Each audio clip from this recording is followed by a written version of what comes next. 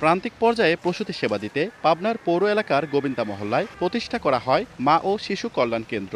কিন্তু ব্রিটিশ আমলে প্রতিষ্ঠিত সরকারি এই হাসপাতালটির ভাগ্য বদলায়নি আজও। স্থানীয়ভাবে ডেলিভারি হাসপাতাল নামে পরিচিত এই হাসপাতালটিতে স্থায়ী পদ রয়েছে 7টি। তার মধ্যে প্রহরী, পরিচ্ছন্ন কর্মী ও নিরাপত্তা কর্মী 3 জন। সেবাকর্মীদের কোনো পদেই স্থায়ী লোকবল নেই। শুধু একজন চিকিৎসক রয়েছেন অতিরিক্ত দায়িত্বে। এতে মিলছে না প্রত্যাশিত চিকিৎসা সেবা। একসময় এই হাসপাতালটিতে মাসে 300টির বেশি নর্মাল ডেলিভারি হতো। বর্তমানে জনবল ঘাটতি থাকার কারণে চিকিৎসা সেবা নিতে আসছেন না বেশিরভাগ মানুষ।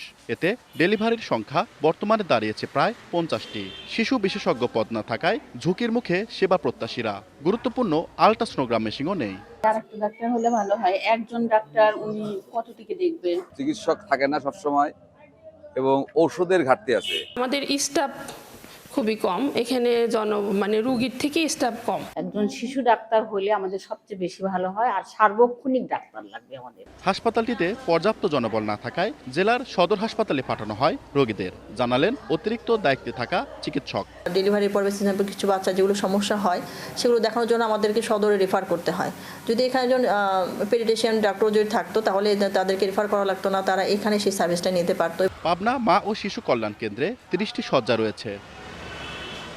সবুজ মোল্লা, সময় সংবাদ, পাবনা।